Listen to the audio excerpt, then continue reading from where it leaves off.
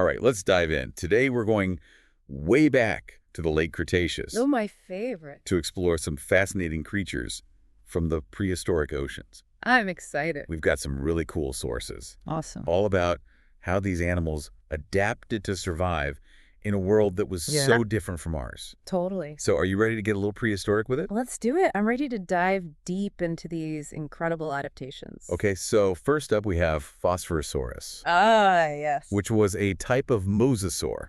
Ah. And I know you're thinking dinosaur, but actually, mosasaurs weren't dinosaurs. Nope.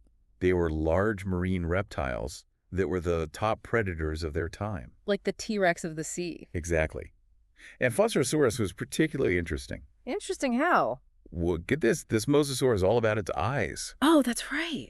They had some seriously big eyes. Even for a mosasaur, their eyes were unusually large. So it wasn't just about looking good down there in the depths. No, not at all.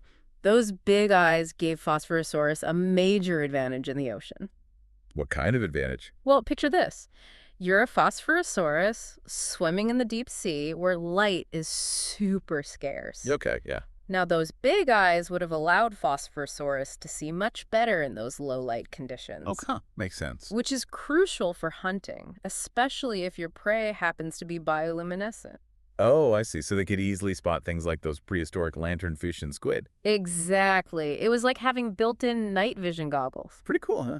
Yeah. And the research actually backs this up. Oh, yeah. Yeah, studies on Phosphorosaurus's eye structure show that it had a 35-degree field of vision. Okay. For comparison, other mosasaurs like Clydastes had about 29 degrees, I see. and Platecarpus even less, at around 22 degrees. Wow. So they could see things that other mosasaurs were totally missing. Right. Talk about an edge in a predator-prey chase. Yeah, that's a serious advantage in the deep, dark ocean. So we know Phosphorosaurus had these amazing eyes, but did it also have the speed to catch its prey? Well, that's where things get even more interesting. Oh. You see, while some mosasaurs were known for their powerful swimming, Right. evidence suggests that Phosphorosaurus might have been more of an ambush predator. Really? Yeah, its tail fin wasn't as developed as some of its relatives. So maybe not winning any swimming races then. Probably not. So stealth and those incredible eyes were its secret weapons. That's the idea. It's amazing how evolution comes up with these incredibly specialized adaptations. Right. Makes you wonder what other unique strategies these ancient ocean dwellers developed. Well, let's shift gears a bit and talk about another fascinating creature, Hesperornis. Hesperornis. Yeah. Imagine a flightless bird, Okay. about as tall as you. Whoa, a bird my height? Haha, yeah. But this bird was perfectly adapted for life in the ocean. Hold on, a bird my height swimming in the ocean. And that's a mental image I wasn't prepared for. You're right. But seriously, Hesperornis had some remarkable adaptations for swimming. Okay, I'm intrigued. What made Hesperornis such a strong swimmer? Well, first off, it had a streamlined body, I'd say. perfect for cutting through the water. Okay, so picture a penguin, but bigger and maybe a bit less fluffy. Hee, sure. And then add paddle-like feet, which were really key to its swimming abilities.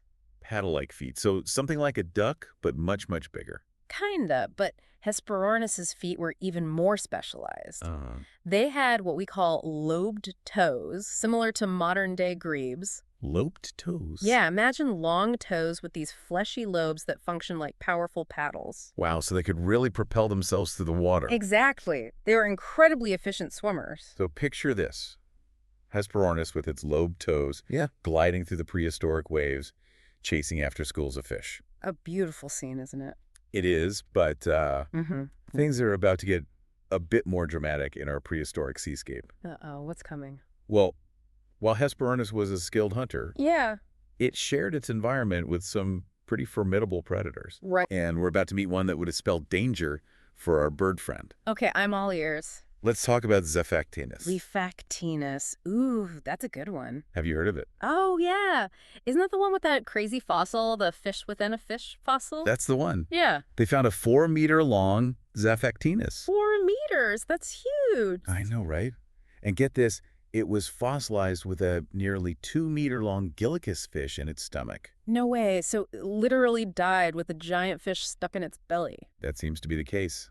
Talk about a memorable last meal. Yikes. I guess sometimes you bite off more than you can chew, literally. It really makes you think about the challenges these creatures faced. Definitely. It wasn't just about finding food, it was also about avoiding becoming someone else's dinner. The struggle is real even in the prehistoric oceans. Well, speaking of unique adaptations, Yeah. let's move on to a creature that has puzzled scientists for centuries. Elasmosaurus. Elasmosaurus. It's the plesiosaur with that incredibly long neck. A neck that makes a giraffe look short-necked. That's one way to put it. It's a feature that has sparked countless theories and debates. So what was the purpose of all that neck? Was it just for show, or did it serve a specific function? That's the million-dollar question, isn't it? Over the years, there have been so many different hypotheses. I can imagine. Some scientists thought it was a steering mechanism, while others believed it helped Elasmosaurus reach into crevices for food, much like a modern-day egret. Interesting. Any other theories? Oh yeah, there were even some who suggested it was all about attracting mates. Like, the longer the neck, the more attractive the Elasmosaurus. So many possibilities. But what's the prevailing theory these days? Well, the most widely accepted view now is that the long neck was all about stealthy hunting. Stealthy hunting? How so? So picture this. Elasmosaurus is approaching a school of fish. Uh-huh. Its large body and small head staying way back, practically invisible to the fish. Okay, I'm following. But its long neck extends forward, almost like a periscope. A periscope. Yeah, allowing it to sneak its head right into the middle of the unsuspecting school. Sounds like a prehistoric fishing rod. Huh, that's a great way to put it. Suddenly, bam, a mouthful of teeth appears out of nowhere. And I'm guessing that doesn't end well for the fish. Definitely not. Poor fish. But even with its clever adaptations, the Elasmosaurus wasn't invincible, right? True. Even the most well-adapted creatures had their vulnerabilities. So let's set the scene. Our long-necked friend, Elasmosaurus, is focused on fishing when suddenly a large mosasaur launches a surprise attack from below. Oh, wow. Talk about a jump scare prehistoric style. Can you imagine? But were mosasaurs really capable of these ambush tactics? It sounds like something out of a dinosaur documentary. Well, the sources actually describe mosasaurs as being incredibly agile and powerful swimmers. Really? Oh, yeah. They were capable of bursts of speed and some seriously impressive leaps. Wow, I wouldn't want to be on the receiving end of that. Me neither. Even a near miss from a leaping mosasaur could stun prey with the force of the impact alone. So even with that long neck, Elasmosaurus still had to watch its back. Well, more like its belly in this case. Right. It just highlights the constant struggle for survival in those ancient seas. Absolutely. And speaking of mosasaurs, Yeah. it's important to remember that not all of them relied on speed and agility for hunting. Oh. For example, take globidins. Globidins. What's special about it? Well, unlike the ambush predator we just talked about, globidins had rounded teeth specifically adapted for crushing shellfish. Oh, wow. That's a completely different strategy. Yeah.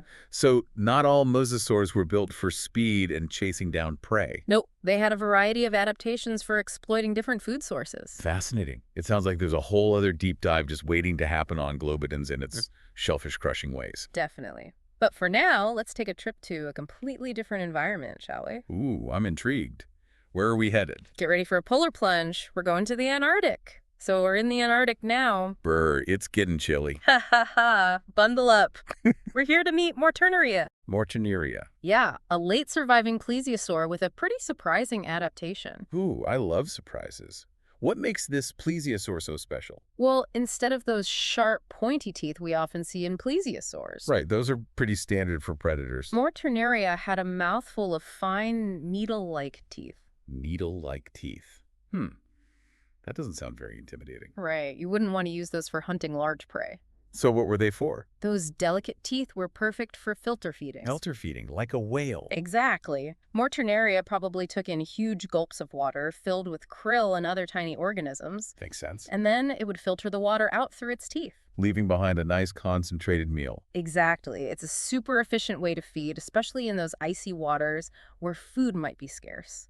So it's like a prehistoric baleen whale, just sifting through the water for all those tiny, nutritious creatures. Yeah, that's a great analogy. But wait, there's more. Oh, Some scientists believe Mortenuria might have also sifted through sediment on the seafloor. really? So not just filtering in the open water, but also digging around for food on the seabed. Exactly. Kind of like what gray whales do today. Wow, that's amazing. It just shows how adaptable these ancient creatures were. It really does. They found ways to thrive in all sorts of environments. From the deep sea to the icy poles. It makes you wonder what other surprises are still out there, waiting to be discovered. Absolutely. Every new fossil has the potential to change our understanding of these ancient ecosystems. It's like piecing together a giant puzzle, one fossil at a time. Well, on that note, I think it's time for us to surface from this incredible deep dive. Yeah, it's been an amazing journey through the prehistoric oceans. We've encountered some truly remarkable creatures today. From the eagle-eyed Phosphorosaurus To the filter-feeding Mortenuria. Each one with its own unique story of survival and adaptation. And I think our listeners have enjoyed diving into these stories with us. I hope so. If you're as fascinated by these ancient creatures as we are. We encourage you to keep exploring. There's so many resources out there, books, museums, documentaries. Keep learning, keep asking questions, and never stop being curious about the history of life on Earth. And who knows, maybe someday you'll make a discovery that changes everything we know about the prehistoric world. That would be incredible. But for now, it's time for us to say goodbye. Farewell from the depths of the prehistoric oceans. Until next time, keep exploring and keep those imaginations swimming. It's pretty mind-blowing to think about how much life on Earth has changed over millions of years. I know, right? From those giant marine reptiles we've been talking about to the whales and dolphins we see today. It's amazing to see how evolution has shaped the oceans. Definitely. It's like a constant dance between life and the environment. New challenges arise, environments change, and life just finds a way to adapt. It's a never-ending story of survival and innovation. And sometimes those adaptations lead to some pretty weird and wonderful creatures. Oh, absolutely. I mean, a bird that becomes a swimming champion, or a reptile with teeth designed for crushing shellfish. Evolution never ceases to amaze me. Me neither. And as we dig deeper into the fossil record, Yeah. I have no doubt we'll uncover even more strange and fascinating adaptations from the prehistoric world. I can't wait to see what other secrets are out there, hidden in those ancient oceans. Me too. But for now, I think it's time for us to come up for air. Yeah, this deep dive has been incredible, but all good things must come to an end. I agree. We've explored some truly remarkable creatures today. Before we go, let's take a moment to recap what we've learned about these amazing inhabitants of the Late Cretaceous oceans. Sounds good. We started with Phosphorosaurus, that deep-sea hunter with those incredible eyes. Ah, yes, those eyes were something else. Perfectly adapted for seeing in near darkness. Then we met Hesperornis, the flightless bird that evolved lobed toes to become a powerful swimmer. Imagine a bird with built-in paddles. Talk about an evolutionary advantage. And who could forget Zaphactinus, that giant predator that sometimes bit off more than it could chew. That fish within a fish fossil was pretty wild. And of course, we can't leave out Elasmosaurus, the long-necked plesiosaur that used its neck like a prehistoric fishing rod. Such a clever adaptation for stealthy hunting. And let's not forget our trip to the Antarctic, where we encountered Mortenuria, the filter-feeding plesiosaur. It's amazing to see how these creatures thrived in such different environments. Each one a testament to the power of adaptation and the endless creativity of evolution. Absolutely. Well, I think that about wraps up our deep dive into the prehistoric oceans. It's been a real pleasure exploring these incredible creatures with you and our listeners. If you're as fascinated by these ancient animals as we are, we encourage you to keep learning and exploring. There's a whole world of knowledge out there waiting to be discovered. And who knows, maybe you'll be the one to uncover the next big paleontological discovery. Keep those imaginations swimming. Until next time, happy exploring.